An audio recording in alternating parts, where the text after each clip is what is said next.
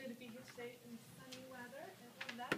Forgive me for I am using a few notes, but I wanted to open with a very powerful quote that I learned from a very, very wise man. And he says, if you're the smartest person in the room, you're in the wrong room. So that's why I'm here at Toastmasters partly. I work from home, so I work by myself all the time. So being alone, I'm stuck with myself. So I love to come out to these events and learn from the greatness around me. I grew up in a little city called Issaquah, Washington, not too far from here. And I've since traveled the world and gone to some really cool places. And now I've come back to Anacortes, partly because I got homesick, partly for work, just kind of change of scenery. And it's really, really exciting. So I wanted to share you a little bit about my background and things I'm passionate about. In high school, middle school, I was a super athlete. I absolutely loved to be on team sports. I played basketball, volleyball, ran cross country, track and field. I was a heptathlete, which means I did 7 events, which was really crazy. And my favorite event of that was high jump. That was what I was known for. So I would jump over, bar. Anybody here 5'5" in height? Jump over you back then, not anymore. I wish I could today. But being healthy is really important to me. Through college, I kind of lost that and just, life happens. And now I've kind of circled back to it. I'm in the middle of a 90-day health challenge where my goal is to get my sexy back by summer and have a, a six-pack back. So that's pretty exciting. I've been going to the local Thrive gym down here in town, which has been really fun.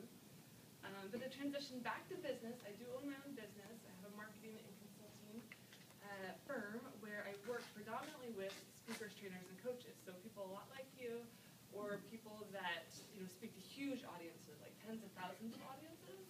And their primary goals are usually to, not so much to make more money, but to save time. So we'll build online systems and sales funnels and webcasts, podcasts, all sorts of websites and social media platforms. You could say I exhort my clients to not be foolish on Facebook because they just don't know any better, So it's a lot of fun. But yeah, I get paid to play on Facebook and Pinterest and do all that type of stuff. It's pretty exciting. I consider myself very grateful for that. And that brings me to my third thing, which is I'm an artist. Not in the professional sense, maybe one day, but I love artwork. I love photography and oil paintings and different things.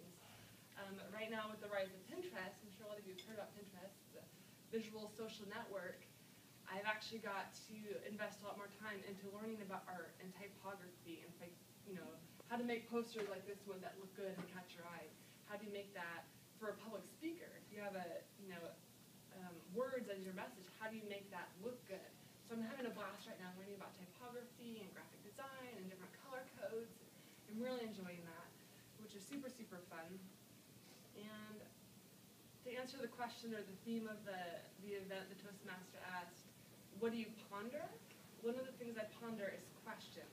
I really feel that, they say personal development or, be careful about your self-talk. I've always been pondering for the last couple of years, how do you ask good questions? Because we lead our mind so often. We lead our own unconscious, and it becomes conscious or whatnot. So I'm always pondering good questions to ask my clients, my friends, new people I interview. Some of my most powerful questions that I like to ask people is, how could you achieve this? Who do you need to add to your team? What's missing, and how could you, outsource part of this, this thing that you don't enjoy?